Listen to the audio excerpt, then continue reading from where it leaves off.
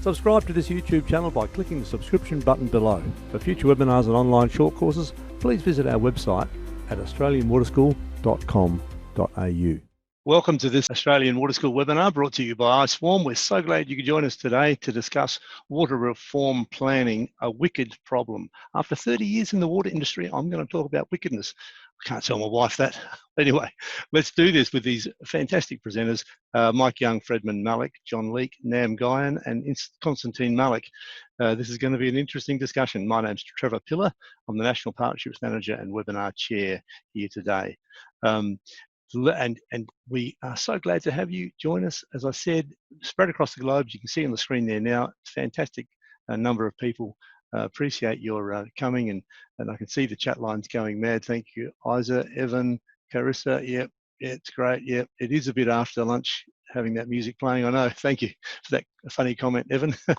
I won't go into each one of these here. This is just the next month or two. We do this every month. Go to our website and you'll see all of it displayed in living colour. There's a lot more pre-webinars and online courses coming up over the next year, but these are just the ones coming up this next 2 months. Right on to the presenters. Thank you, Mike. Thank you, John. I can see you there both. Living colour, that's really good. Mike holds a research chair in water economics and is the founding executive director of its Environment Institute, distinguished fellow of the Academy of Social Sciences, and the Australian Agricultural Resource Economic Society. He is a current member of the Global Water Partnerships Technical Committee, but I wanted to say, yes, that's right, a Gough Whitlam and Malcolm Fraser Chair in Harvard. That was an interesting time, Mike, and that you have a book, Transformational Change. Welcome, Mike. Welcome, John, Associate Professor Dr Malik, University of Adelaide, Rural Development Specialist, worked in and consulted in Mekong, Central Asian and Yangtze River Basin Commissions. Then also we have, I think there's another Fredmund Malik from the Malik Institute is a founder. Professor Fredmund Malik is the founder of Malik Institute.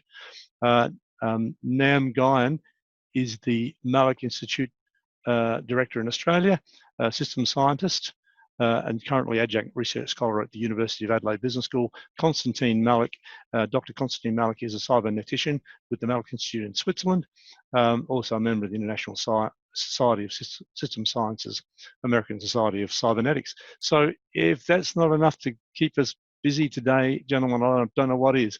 Maybe what we could do is just maybe a bit of an introduction. Now, before we do an introduction, John and Mike on the same screen together. You're in the beautiful city of Adelaide, is that right? That's right, yes, we're here. It's sunny today. At a sane sort of hour of the day, and it's quite sunny. Fredman and Nam is also in Adelaide, in the beautiful Adelaide City, South Australia. Constantine and Fredman are at the other end of the globe, at the other end of the day. It's not, sunrise hasn't happened where you are just yet. Where are you?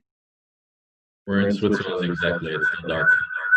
It's still dark, that's right. St. Gallen, I understand. If I said that right, probably too Australian. How do you say that in Swiss? St. Gallen. St. Gallen. No, I'll never get it. I don't think I'm ever going to get it. What we should do is just take a minute or... Thank you.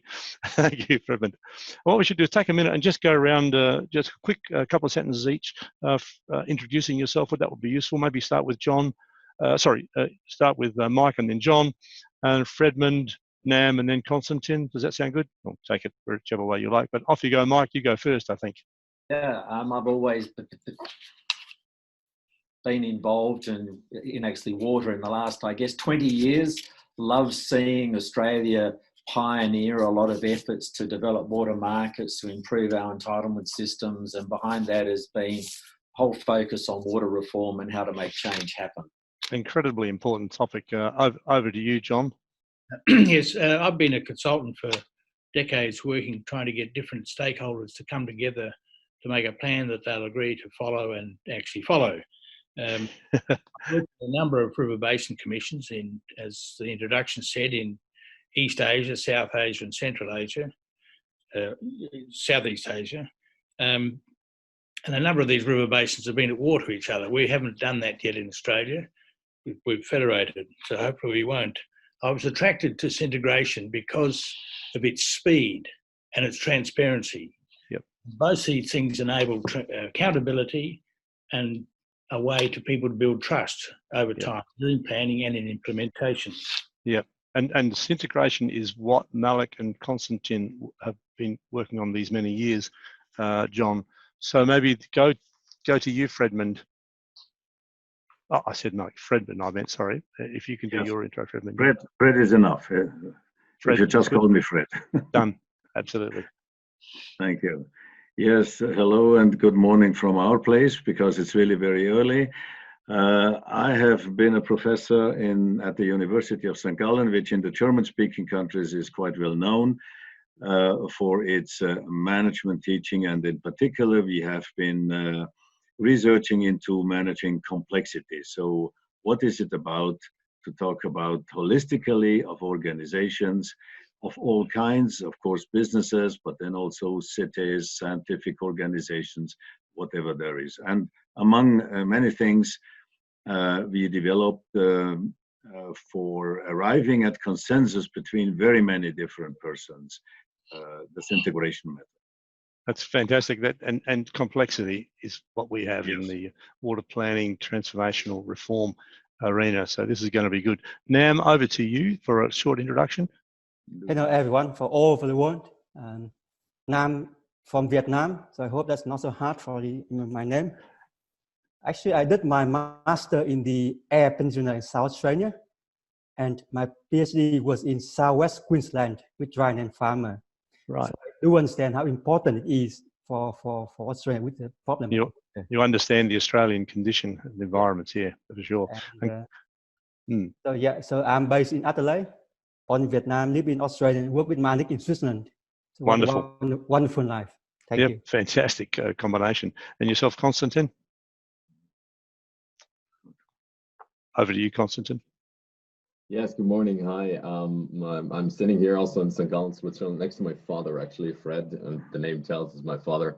Can't really see that, but we're sitting next to each other, and he has said everything pretty much already. I've been with my dad's institute for more than 10 years now, specializing in complexity and cybernetics, and I've been researching and working a lot with in multi-stakeholder situations where complex problems are concerned. So very happy to be here today. Fantastic. Well, we really appreciate those short intros and having you here today. Thank you for your time, and everyone listening, watching, thank you for being with us. You did do a quick poll for us. If we can just have a quick look at that, it will give us some idea of who's here today. So government policy and commercial consulting are about equal. Probably what I think, is that what you would have expected, Mike and John, Fred? Yep. Yes. Nam? Pretty even straight. Thank you everybody for that. It gives us a bit of an idea of where we're headed here. But of course, agriculture, environment, utilities, and academic are in there as well. Very interesting, isn't it? So that's great. Thank you everybody for doing that. I think we'll get straight into this now. We've got now about 50 minutes of presentation and questions. Keep your questions coming. I see there already. Dan Evans has shot one in. We'll have a go at that in a moment. Yep. Okay, so the first thing is, Mike, you're going to lead off with a short introduction, and then hand over to Fredmund. That'll be great. I'll leave you to it. That's coming up fine. Yep, that's great. All right, we'll turn our videos off, and over to you, Mike. Well, it's the afternoon, everybody. I wanted to talk about water reform planning and how it really comes together. To me, the most important thing in water reform planning is when people start to talk that perhaps there's a better way of doing things. It could be that things are not going well. There might be a new opportunity that somebody's had an idea that there's a better way to manage resources.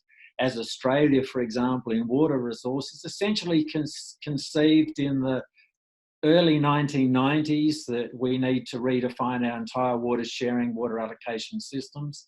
Sometimes you get rapidly changing conditions, often brought about through the emergence of a drought. And basically, there's a decision that says perhaps it's time to change the way things are done, to move away from business as usual as it's sometimes defined.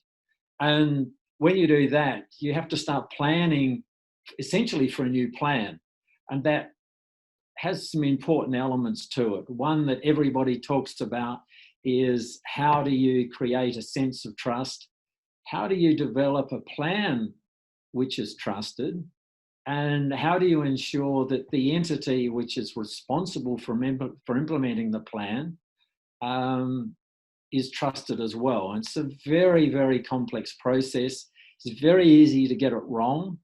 And I think that often the way we've gone about developing plans has failed to deliver what everybody had hoped and aspired to at the start. And so the challenge the world is facing with is, how do you really do this process so you can get the better outcomes that are often talked about? My interest in the Malik process, if I can call it that, is because it's a radically different process. I've often thought of the fact that new precedents are waiting to be born. And for that, we need new systems and new experiences. When it comes to catchments, there's a lot of complexity. There are a lot of interconnected hydrological processes. You have surface water, groundwater systems that connect in very complicated ways. There's a very difficult challenge in water that the benefits tend to flow downstream. Often supplies are variable, they're uncertain, it's not sure what's going to happen in the future. And essentially, in some ways, it's just sharing problem with lots of conflicting values and objectives. And the real question is one of, how do you reconcile all the conflicts? Is there a way to bring everything forward and focus on the future? If I look at the degree of complexity, the traditional process is to start with some scientific studies, to build lots of scientific models that are really important, and do some economic modelling to identify the legal constraints, the budget realities, the political constraints. Find a way, and this is the most difficult part, to deal with multiple communities and stakeholders who often have conflicting values and even conflicting understanding of what's going forward. So people contest a lot of the information, they don't trust it, don't think the priorities are right. And part of the planning process is you need is a very efficient way to adapt to changing information and allowing stakeholders and communities to learn as you go forward. And I think that's as important for the scientific community as it is for the stakeholders. The people who do the models tend to think they've got it right. In fact, we're dealing with challenging ways to bring together what's sometimes talked about as hard and soft knowledge and pulling it all together. And so when you think through this and think through, there are a lot of big questions that have to be asked. One is there a more efficient way to develop a plan? The current planning processes classically take between 2, 3, even 4 years with lots of meetings. And the processes tend to be long and drawn out. One of the things that's really attracted me to the Malik model, which comes out of business, is a need to move much more efficiently and much more effectively. And hence we look at centre integration as a way to go forward. And that's really what I'm hoping everybody's going to talk about today. I could spend a lot of time talking about other approaches and other systems, but I want to give Fred the opportunity to talk about the process that essentially comes out of business, which is a very efficient, speedy way of developing a plan that brings all of the complex relationships forward. So over to you, Fred, or back to Trevor, and he introduces Fred. No, all good. That's a lovely introduction. We know we're headed to now. Fred, are you coming on screen? That's good. We'll hand straight across to you, Fred, to continue. I won't make any interruption. You want to share your screen?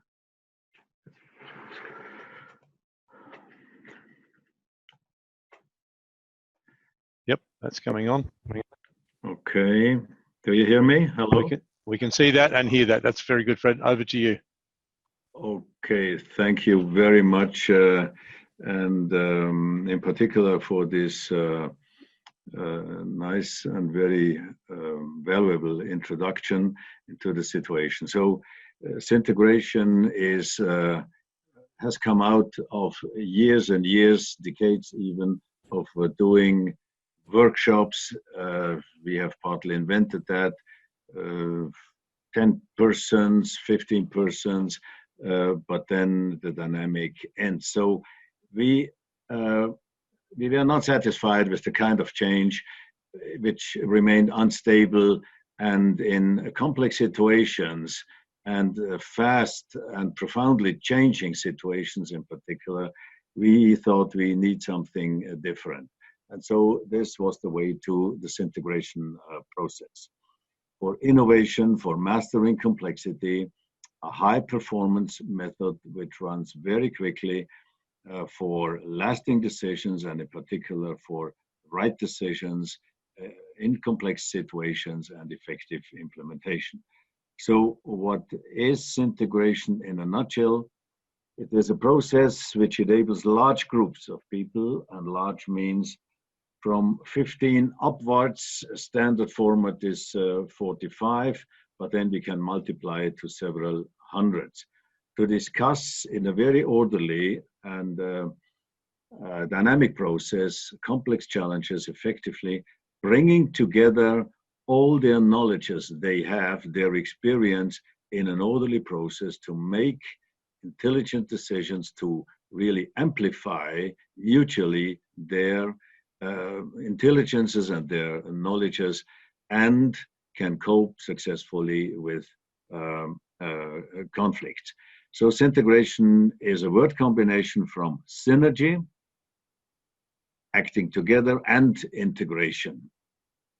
It is a process by which collaboration and cooperation of all the participants, large groups, please remember that always, not in competition, but to reach a consensus by collaboration amongst individual people and teams. We did so far, starting in the 90s, almost 1,000 applications worldwide in practically all areas of culture. So the objective is to find answers and solutions to what we call the opening question, which is the chosen complex challenge supported by these various people, various groups. So an opening question, this is where we start with, could be in this case, what do we need to do? It's always pointing to action. What do we need to do to have better integrated urban water management? Of course, this is up to discussion, and this has to be decided by the authorities or by the top management people, the government members, etc. And it is quite easy to come out with such a question. And then the next step is to select those persons which could contribute with their own knowledges and experiences to solving this question. So there are two criteria. We need people who are knowledgeable in this, which is relevant to this question on the one hand, and the second criterion is they should be important to the organization in order to represent the organization and, if necessary, change it, help to change it. So to give you some ideas, I talked about complexity. This means there is always interconnectivity, many different issues, high risk situations, mostly time pressure, and large numbers of participants which have to be involved. And as a rule, there is always conflicting opinions and interests. In many cases, lack of communication, not in small groups, but as we need large numbers of people, communication becomes a very important issue. Then in many cases, there is a lack of speed. It wanders on slowly, changing people, changing groups. So all these methods lose impact. Then in the age of digitalization, which is all around the catchword, which is very okay. I have been for a long time in cybernetics, which is the basic science of complexity, I would say.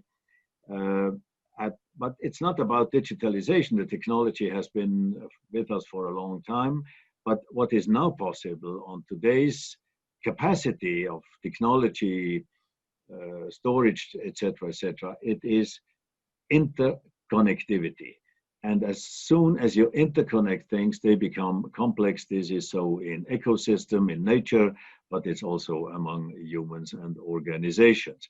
Now, most reactions at the first time is to reduce complexity. And in many cases, this might be a good strategy, but if one looks closer to it, we come to the conclusion that one does not make the difference between complicatedness and complexity. So these are two things, different things.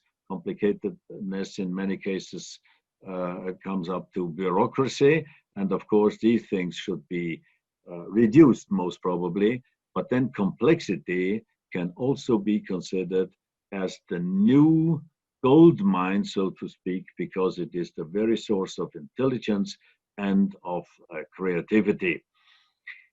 And basically there are two laws or principles, namely, instead of doing things separately, one by one, we can now, with this method of integration, do it interconnectedly. And instead of doing things sequentially, we can do it simultaneously. And these are basically the two most important changes. This adds up, or this brings about this wonderful speed. Now we have done some 1,000 integrations almost since the year 2000, and with about 30,000 participants. There was not one among these 1,000 which failed, whereas the usual workshops, yes, they might function very well and very badly at the same time. So you see here the rankings, the sums of very good and good ratings, up to 90% good and very good. 99%, how do you rate the benefit of the results for you personally? How do you rate the effectiveness of this integration, results for the organization, and how much were your expectations realized? So it is amazing how stable the methodology runs and how much people love it. Let me show the basic situation as we see it, as we have seen it for quite a long time. And I was very much influenced with regard to such workshops, because I was the person who was responsible for, in the Kodak case, with the 8 top guys in the 90s within a workshop, to make them aware that they most probably will no longer exist in the future.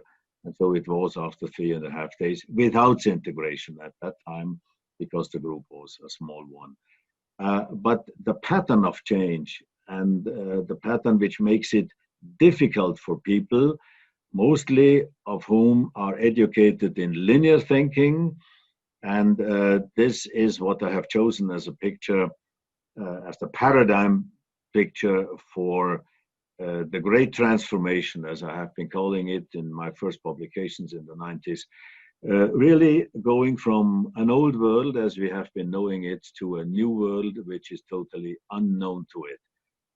And if you think of Kodak or Nokia for that matter, or then the change from the horse coach to the automobile, things like that, there are also the very, very large, profound transformations in the 13th century, the movement to the cities and to the guilds and so on. But then, of course, the Reformation in the European countries, which brought about a totally new world in the 15th century. starting with Gutenberg and the printing press, and of course ending up in the 30 years war in the German speaking countries, total split of religion, etc., etc. And then the other example is in the 18th century, the Industrial Revolution, the change from an agricultural society basically to the industrial society as we have been knowing it. And I think we are at least, one could make different counts, of course, and differentiations, but we are in the midst, probably in the first third of such a process. We are talking about the red curve, so the colors are nothing to do with politics or so, just for differentiation. Red curve, the S-shaped curves, please pay attention to that. Nothing grows linearly, it comes about very flat, and then we have an exponential rise in all these cases, and then it flats out, not because it is no longer useful, but because there is something new which does away with the earlier technologies, ways of living, etc. So the red one, the foundations of our present existence, and the green one, the foundations of future existence, of course, closely connected with digitalization, with technology, but not only. There are the ecological questions, there are the demographical questions, the political questions. We are confronted with in Europe, as you certainly know already, also in your place. And then in between these two curves, we have a critical disruptive decision zone. Not everything is disruptive within these curves. They run very regularly, but from the middle, the transformative is the real transformational process. Critical disruption in the decision zone, the shift of resources, new knowledges which are needed, new kinds of organization strategies, managing big change and enabling people to do things totally different than they did it before. So where are we?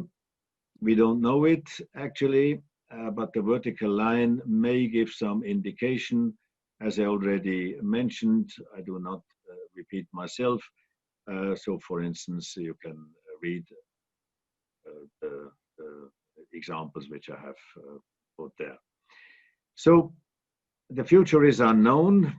With hindsight, we can see how these processes have run in the past, but at the present time, since we cannot look into the future, we can have some ideas about it and trend research, etc. But we are here, and at this point in time, everything points to the fact that everything is okay with the red curve. So the advice is go ahead with it and stick to it. But on the other hand, you see, there is another world coming about. And if we look behind the curtain of the future, so to speak, then we see the whole picture as I have told. So the icon with which we are working, I hope it will work now, is this one. We have to come up with a totally new kind of interconnectivity in communication. I will come back to that. And this is what helps us to manage this transition zone and also the process from going from the red curve step by step to the green curve, hopefully in a smooth and successful way.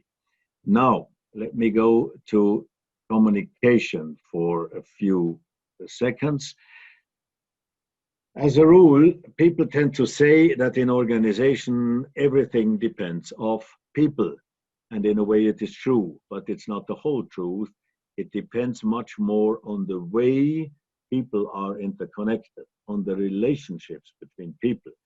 And if these colored balls are people, John and Linda and Susie and William and so on and so forth, 5 persons in this case, and the arrows are the relationships between them. If you establish such a machine, it does not depend on people, it depends on the relationships. And we all know from childhood that this produces nonsense. It is what is called Chinese whisper or whatever it is in any language. So message to this person, and then he whisper goes on to the next person, to the next one in a linear way. We can put it like this, then we have the classical hierarchy, and it does not change. What comes out at the end, whatever you put in at the input side, what comes out is basically nonsense.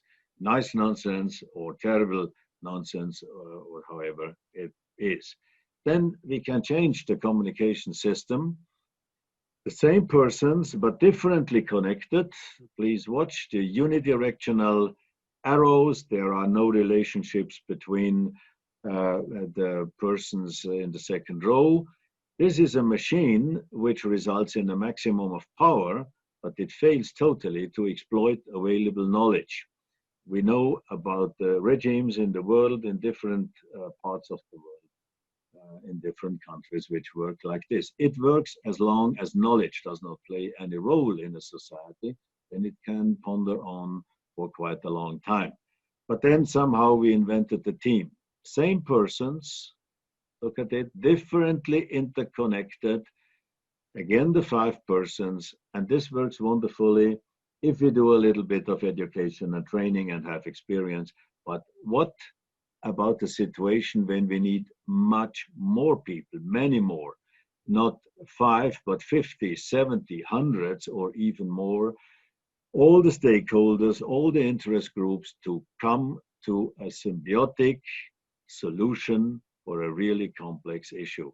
And then we found out this kind of logic, which is the most complex, Platonic, solid, the icosahedron, as the technical term is, and this represents our new cybernetic logic for optimal communicative interconnection of large numbers of persons. I'm showing just how one can make such a linear communication process work. It works as soon as we add to the linearity feedback. And feedback is one of the most basic principles, most important principles of cybernetics. So if Susie can ask back to John, did you really mean it? Did I understand you correctly? Then you have this interconnectivity by feedback. And this is built into this icosahedron. So it makes the difference between small groups. So if you need a large number of persons, the tendency is, and the only way today is, to split it up into several smaller groups, but then you have to interconnect those again. And in the end, you have just seen it last week or this week all over around the world, such conferences, large meetings, and however we do it, it is almost always useless. You can then sign some declarations or so, pre-produced declarations, but there is no real effective interchange in terms of communication. So let me move on to the icon of this Platonic solid. It has edges and it has struts. And the process is to go up to 42 participants to work as one single brain, basically. This is one metaphor which we could use. You see, these are different issues, parts of the overall problem. In a company, technology and innovation leadership, for instance, our China strategy, culture management, customer satisfaction, and so on and so forth. The question now is, how do we use the complexity of the icosahedron, of this Platonic body? How can we make use of it to interconnect persons? We start, as I already said, with the opening question.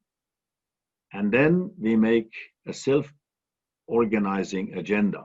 So there is no given agenda from the top, from governments, from top management, as usual, but the participants are looking for their own agenda. This is a very intensive process where you go from hundreds of statements of importance, as we call it, to the 30. There are 30 top candidates, and then we have to boil that down to the 12 topics which can be handled by the icosahedron body.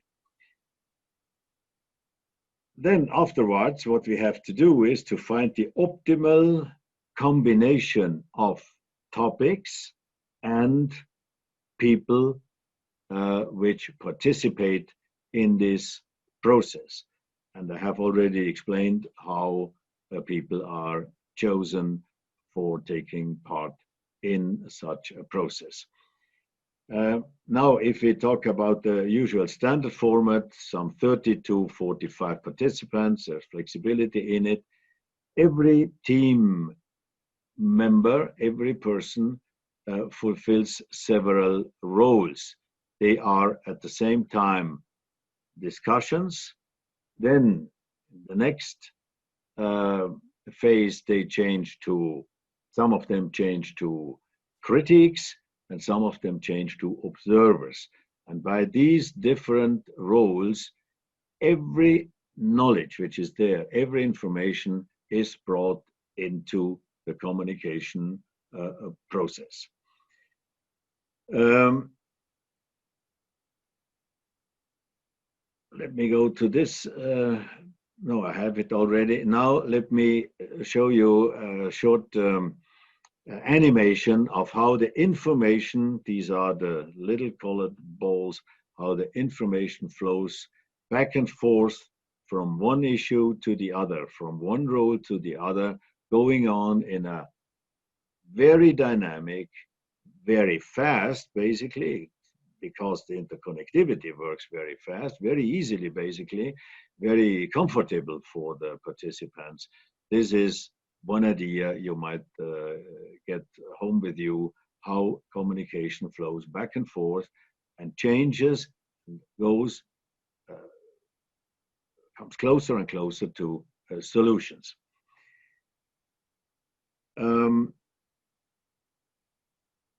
Let me show you this one. So for instance, in a business organization, you would have the key challenges, you would select the 12 topics by the process chosen, and then you position these different issues on the corners: cost awareness of employees, liquidity increase, and of course, in water management, it would be different issues, of course, different people. One could multiply this, and so very many persons can join together in order to come to solutions. And what is important is this: in our democratic processes, we have also found formats to deal with large numbers of persons and difficult issues, but the methodologies we are using, voting, for instance, the ordinary discussions, they tend to end up at the lowest common denominator. It's the lowest possible compromise which is found by the classical processes, whereas with this process, we come up with the largest common factor. This is the big change which is possible to bring about with this kind of interconnectivity. And this is what comes up then in a stable consensus. Conflicts are easily resolved during this process, which lasts in the particular case of 3.5 days. There are many organizations, among others in the automobile industry, for instance, which have made that to a regular kind of process. Year by year, they do it in parallel, simultaneously, over their different works, etc. So the different roles are pictured here. These are the 5 members per topic, situated now on the colored struts as is chosen. They have a moderator which helps them, which does not influence the process but facilitates the process. Discussions of about 1 to 1.5 hours going on in two groups at the same time. So after 3.5 days, we are through this process. Then there is a second role, as I already mentioned. These are the critics, so it is a self-regulation process. And the critics in one issue are the discussants in another topic group. And then we have also observing groups, which are interconnecting in their own topics, where they are discussing their topics. And so the process goes on for the 3.5 days. So you might now have, so this is an overview of a room, looks like persons discussing their issues, then the critics, which have 2 time slots to intervene, to help to further the communication process, give good ideas or make critiques, and the observers, which are silent in the singular process, but then go to their groups in the next round in order to interconnect their knowledges in the other groups. Fredman, Yeah. could we have 2 more minutes? We've got a few questions coming on the board, but a couple more minutes, then we'll hand over to Q&A. Is that all right? Okay, that's right. Yes, thank you very much. 2 more minutes, you said. Okay. Yes, I hope I could at least give you an idea of how this process runs, what the principles of the process runs. And of course, I could go on and on. But if I show you a last picture, this is this one coming from 4 groups of different instruments to the idea of a whole orchestra. So this is basically what catches also the passions of people to work together on such a complex issue in which everybody is interested to get at solutions, working together like one brain, one mind, one orchestra. There are several pictures which one could use, but I hope to have conveyed an idea of how this innovative process runs. No, that's great. That's absolutely a terrific overview, Malik. Fredman, sorry, that's a fantastic overview. There are some questions and discussion going on now in the, as you probably see in the Q&A screen. If you'd like, everyone like to turn on the Q&A screen, you'll see what's happening there. But they really revolve around the issue of how ISA from in Sydney, in NSWIC in Sydney, has said, how does integration apply to natural resource management in a highly contested environment? And look, I will also mention Carissa's question, which is very similar. Carissa's from DES in Emerald, Queensland.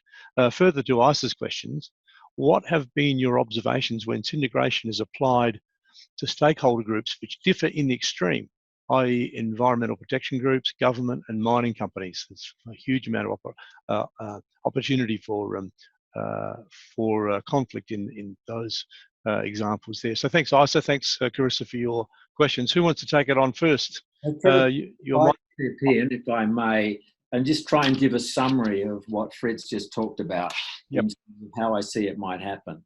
Yep. I think what he's proposing is, if you take a big catchment wherever it is, you get a group of about 40 people together, chosen because their expertise, knowledge, experience, and they all understand they're going to in and play a role, firstly, with the knowledge they bring, secondly, helping criticise the information that's developed, and then thirdly, checking as observers and running an interactive process classically over 3 days. And the global experience is, in that time, you can produce a plan which can then go out for consultation, further engagement, further discussion, and then being back and revise it. And the difference is you end up with a plan that's very well fleshed out Yep. within a few weeks, a few months, rather than doing the classic approach that takes several years with changing people, changing stakeholders, and no real ownership of the final system. Yep. And John, any comment on that? I just wanted to really add to the questions that the others have asked, Yep. and whether you can think of some examples where you've used this process where there are contested stakeholders. Perhaps they're all chasing the same pot of money, or in our case, water. How do you resolve these differences in a way that makes a plan and the plan can be adapted as it goes? Yep. So Nam has responded. You'll see everyone if you hit the answered button on your Q&A screen. Nam's answered Carissa's question there. We've done many integration projects with different stakeholder groups, e.g. smart cities integration, where stakeholders are from all different agencies, e.g. City Council, universities, businesses and citizens. And maybe Nam, if you could share some examples in a later email, as you've said. Yeah, and Nathan Litzau, thank you for your comment there. Also linking with with Carissa. Mark Jones said earlier in the chat, can you provide concrete examples of this in practice? So who wants to go next? Maybe Nam or Fred. Yes. So I will not quote now business organizations. One might think that it is easier in such a kind of organization. But for instance, in cities, there was the city of Zurich, which was stuck in a big problem of its IT organization, which also meant reorganizing quite a lot of administration. And we did that with 2 integrations perfectly well. The process was stuck. And nothing moved on, but integration did it. Then there is a city in Germany by the name of Fürth, which was indebted very deeply, and integration helped them to come out of that. And within 3 years, they were out of their debt situation. People are still there, which can could be contacted, of course. Then in Holland, in the Netherlands, there was integration done in Brainport, which is the project of establishing basically a new kind of city along different lines, clean city, that constructed or running according to ecosystem principles. And in Germany, we just did in June in a project which is called Smartillions, which means how do cities cope with the climate risks which the country faces. It's about 90 cities in Germany with more than 100,000 people, and they cooperate in this process, which is run by the Ministry of Research of Germany. So these might be some examples which come closer to your issue, which of course I am not familiar in detail with, but maybe this kinds of examples may ring a bell. Yeah, I just wanted to add maybe one thing. We work a lot with the Roundtable for Responsible Soy, for example. This is the multi-stakeholder platform for all the actors in the very complex soy value chain, a huge industry and one of the biggest destroyers, of course, of rainforest today.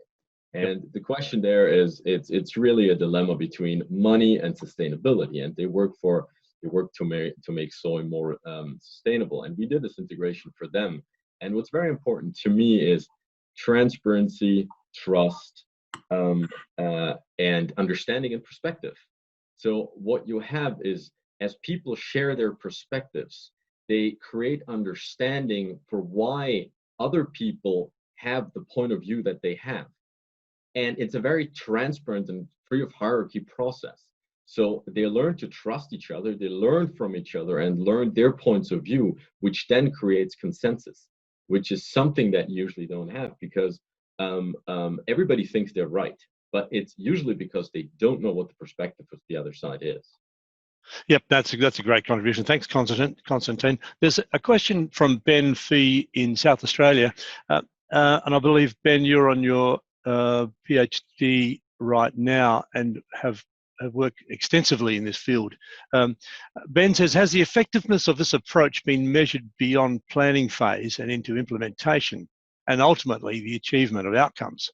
That is, the planning process might be enhanced, see the Murray-Darling Basin plan, but the implementation may still fail. See the Murray-Darling Basin Royal Commission assessment of the implementation of the Basin Plan. No, that's a fantastic example, Ben. A really important question, reasonably difficult, I would say too. Who wants to take a shot at that? I'm happy to take it, Trevor. Yep. Yes, absolutely. I mean, you're absolutely right. That's usually the problem, right? The planning works, and then afterwards implementation fails. But that's actually where this integration very much comes in. First of all, it creates a lot of energy, and due to this not lowest basically compromise, but due to the consensus, everybody really wants to implement. So people really feel a need to move forward and to do this together. So that's one aspect that that fosters the better implementation of a process. Second, you can use integration for implementation as such. So basically, when you already have a strategy, or whether you've worked it out with integration or not, you then go into the implementation with integration and include all of those people who need to implement afterwards. Because this will keep things interconnected and will keep all the perspectives interconnected that you've created in integration. So we usually measured it by means of the speed of implemented tasks and measures. And time and again, we can say and we can see that, first of all, things get implemented. Second, they get much faster implemented than what you would usually find. That just in a nutshell. Yep, that sounds great. Anybody else want to have a shot at that? Yeah, Nam, over to you. Just would like to add into that, because as you can see in this format, it's the same thing here. Every member, so every stakeholder, actually they have the equal role in the whole process, and working together in 3 days, all the actions they come up with. And the important thing is, I think, trust and take ownership of the actions. And that's why it's not because after the workshop they leave there and they don't do anything, but because they are the creator of all the actions. And that's why implementation is really, really good. They carry on. Yep, yep. And from yourself, Michael or John, any comments on that, Fredmund? Well, I think what it enables is an iteration.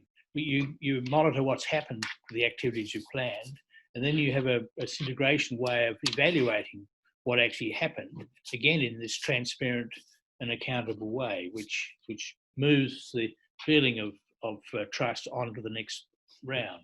Yep.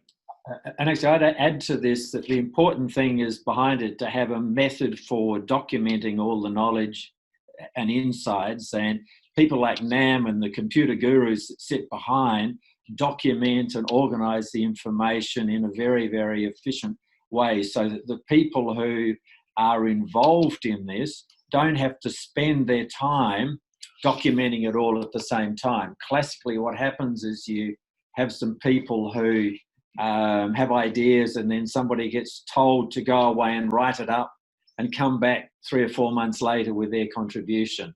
Yep. There's a team behind the people involved who's sitting there documenting, recording, and keeping it efficiently tracked, so everybody can see what the revised rules are as they learn. Yeah, no, they're really good points. And if I smiled in the middle of that, because I was just thinking about this integration needed in the room so that the lights don't go out when you're having a webinar. Well done, John.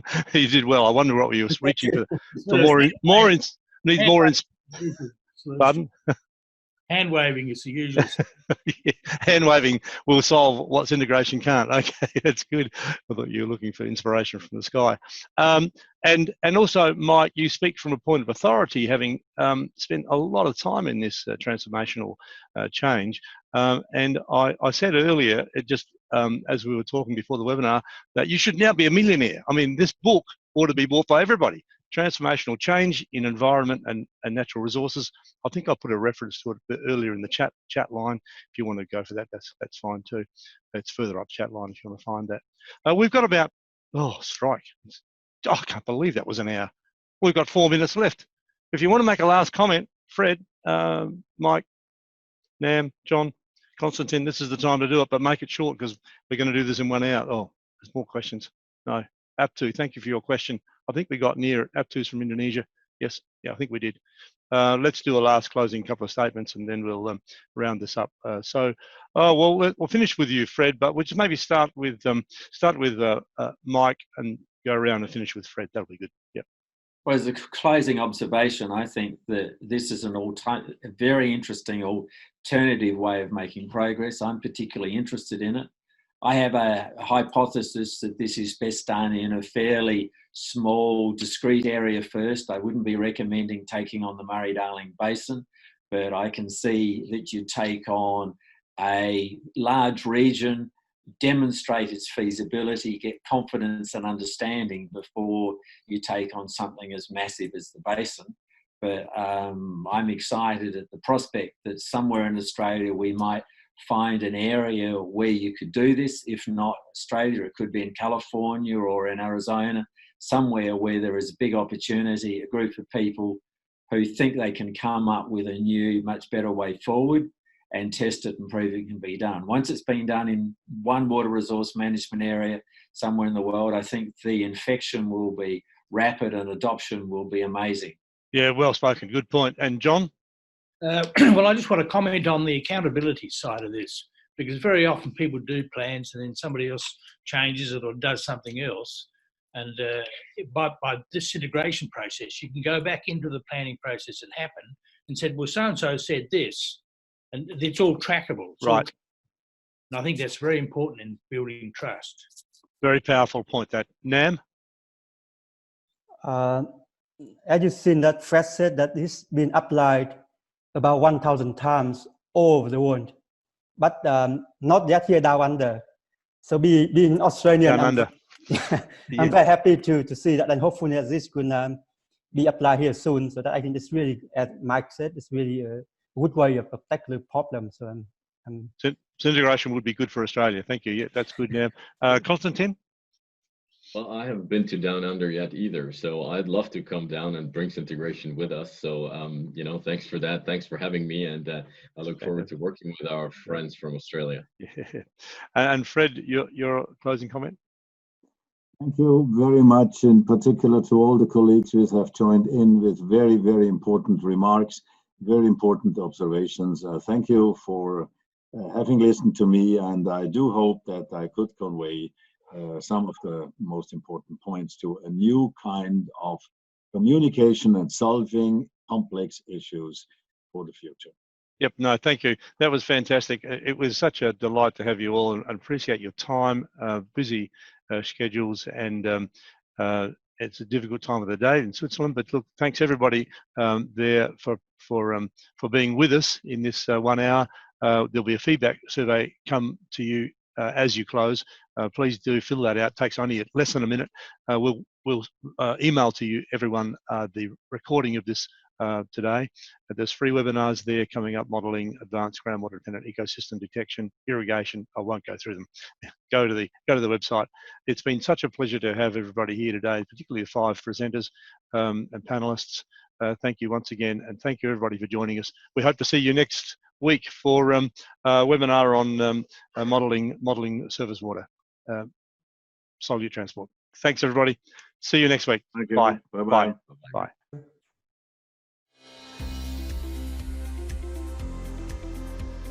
Subscribe to this YouTube channel by clicking the subscription button. For future webinars and online short courses, please visit our website at australianwaterschool.com.au.